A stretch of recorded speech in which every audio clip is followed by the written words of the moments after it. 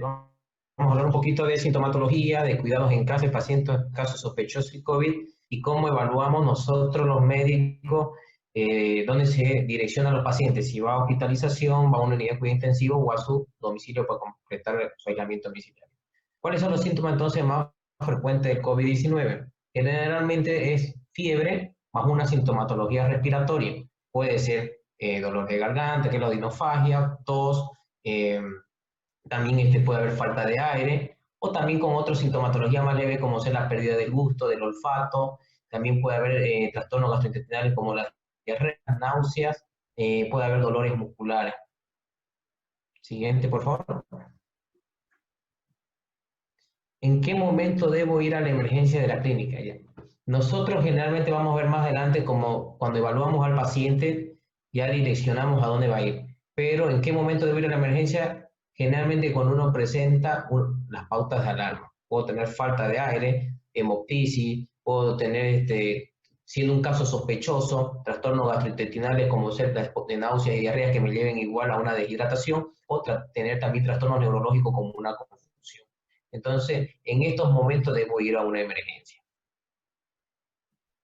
Siguiente, por favor.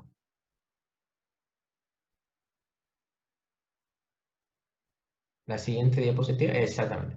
En la emergencia de la clínica, dice, ¿cómo me evaluarán para decidir si ingreso a sala de cuidados generales, a cuidados intensivos o me envíen en casa? El paciente ingresa a la clínica y tenemos un sistema de triaje. Inclusive el paciente que no entre con barbijo, se le da un barbijo quirúrgico, ¿no?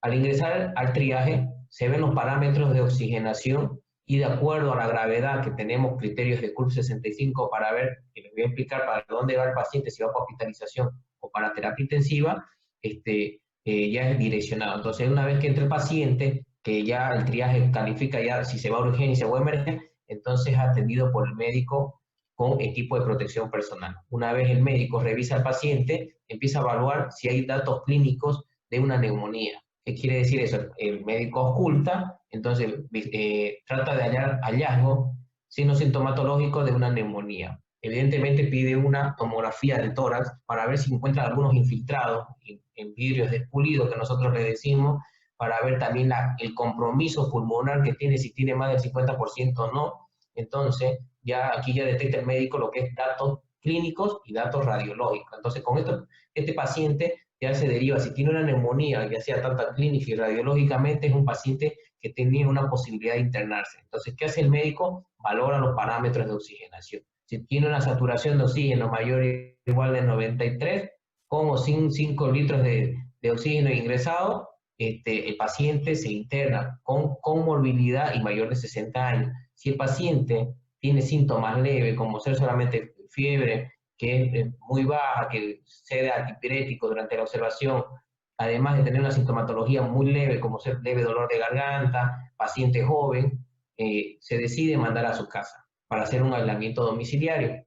Entonces, siguiendo en el paciente que presenta la neumonía, que tiene de oxigenación alterado, como mencionamos hace rato, con una saturación baja, una frecuencia respiratoria mayor de 30, aparte, como dijo el doctor Esteban, pues pacientes con comorbilidad de ser diabético, obeso, con índice de masa corporal mayor o igual a 30, hipertenso, enfermedades malignas, inmunocompetente, estos pacientes se internan para recibir tratamiento convaleciente para COVID-19, ¿no? ¿Cómo paso a terapia intensiva? Ahí entonces estos pacientes que tienen parámetros de oxigenación, que tienen una frecuencia respiratoria igual mayor de 30, con una saturación de oxígeno menor o igual a 92, más un distrés respiratorio o no, estos pacientes son pasados ya a terapia intensiva. Entonces también hay otra clasificación, que es un score de CUR 65, que también me ayuda a llevar el paciente a terapia o a piso. Si es igual o menor a 2, se va a piso. Y si es de 3 a 5 se va a terapia intensiva, ¿no? Entonces, como dice sus siglas, NECUR 65, no es confusión, una urea mayor de 44, frecuencia respiratoria mayor de 30, tensión arterial sistólica menor de 90 y diastólica menor de 60, con edad más de 65 años, entonces cada uno representa un puntaje de 1 y se hace la sumatoria. Entonces, con esta clasificación, en la clínica tenemos el protocolo y de dónde derivar al paciente y qué conducta va a tomar. Entonces, El seguimiento se hace netamente si es por terapia intensiva, harán, aparte más se piden los exámenes complementarios para ver cómo va a ser el pronóstico del paciente, ¿no? Entonces, depende de esta clasificación, es para ver si va a piso o si va a terapia intensiva o si se va a su domicilio. Esto sería en cuanto a la evaluación del ingreso del paciente a la clínica, ¿no? La siguiente diapositiva, por favor.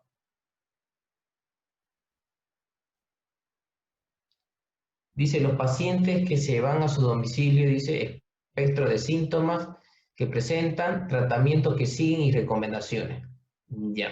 El espectro de síntomas, generalmente pacientes que estén en aislamiento domiciliario, es un paciente que presenta síntomas leves. Puede tener desde dolor de cabeza, fiebre, que se dé con uso de antipirético, como mencionaron en, en exposición, el paracetamol, el único tratamiento sintomático, que para el dolor de cabeza, dolor tonsilar, para la fiebre. Después pueden presentar igual náuseas, pueden presentar episodios de diarrea de 2 a 3 deposiciones diarias y también puede haber tos, ¿no? Entonces, en caso de tos se puede dar un antitusivo. Y recalcando siempre, ¿no? No a la automedicación. ¿Qué quiere decir eso? Uno haciendo este seguimiento, o sea, por lo que veo a veces los pacientes, cuando uno le llama, sí, ya doctor, ya me tomé ivermectina, ya me tomé esta citromicina, entonces no hagamos eso porque no existe ninguna evidencia científica que vaya a mejorar con o sin la toma de estos medicamentos con los que se automedica la gente, ¿no? Entonces, es no seguir mucho los medios sociales, no toda la información que dan es confiable, entonces, eso es la parte de la sintomatología, ¿no? Además, nosotros hacemos un seguimiento, tenemos igual una plataforma donde entramos en médicos en línea y podemos ver también el seguimiento con nuestros médicos para tener un buen control, ¿no?, de la sintomatología. Y también ir explicándole cómo es la evolución de la enfermedad, porque no quiere decir que me voy a distresar, me va a venir una insuficiencia respiratoria, me voy a desesperar, porque eso es lo que pasa a veces a la gente cuando le comenta uno a veces de su resultado y no saben qué conducta tomar. Entonces, a la vez es bueno guiarlos a estos pacientes.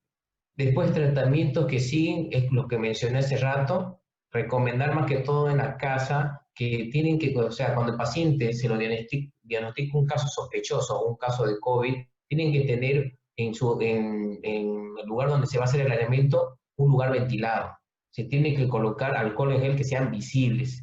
Este, También tenemos que conversar con, ya sea, digamos, un ejemplo, que mi pareja tenga COVID y yo no tenga, conversar con la persona, mejor si es por teléfono, porque no tiene que haber distanciamiento social, como mencionó la doctora Maite, entre 1 y 2 metros, entonces de dialogar cómo se va a trabajar bien. Yo tengo, por ejemplo, mi cuarto, mi bañito privado, tengo mis utensilios propios, mi toalla, mi sábana, mis platos, mejor si son platos descartables, y cuando abra la puerta para poder recibir el alimento o el almuerzo, tiene que haber distanciamiento social, ambos usar barbijo quirúrgico y realizar el lavado de manos y uso de alcohol en gel antes y después del contacto. Eso tiene que ser fundamental, antes y después del contacto. Todos los utensilios de plástico se descartan en una bolsa mejor si es de un color que identifique, que esos son los utensilios que tuvo contacto el paciente, lo mismo con la ropa tiene que ser no eliminada, sino que se bota a un tacho que tenga una bolsa de un color diferente para no mezclarlo, donde se la cierra y después se lava con detergente y agua, ¿no? Entonces, esas recomendaciones son clave. También eh, recomendarles que cuando el paciente con COVID toca muchas superficies que son muy frecuentes, tiene que limpiarlo, ¿no? Ya mencionó la doctora Maite del uso del alcohol en gel, perdón, el uso del alcohol al 70%, entonces rociar y pasarlo con un paño. Y también pueden preparar, ¿no?, el hipoclorito al 0,5, como lo mencionó la doctora, 20 ml de lavandina con 1 litro de agua para limpiar todas las superficies de contacto, mesa, sillones, los enchufes, las puertas. Entonces, toda superficie que es frecuente de contacto se tiene que realizar la limpieza. Y ¿qué más de recomendaciones le podría dar? Y prácticamente eso, ¿no? Tener una buena higiene de mano, no tocarse la cara, ojos, nariz y boca, sino que ahí es donde me voy a infectar con el virus, ¿no? Y el distanciamiento social a veces, por más que uno sea su familiar, bueno, no queda más opciones para que no haya ese contagio, ¿no? Después, otra recomendación, como les dije, les vuelvo a recalcar que es lo que pasa muy frecuentemente cuando hago las llamadas, los aislamientos domiciliarios son las automedicaciones.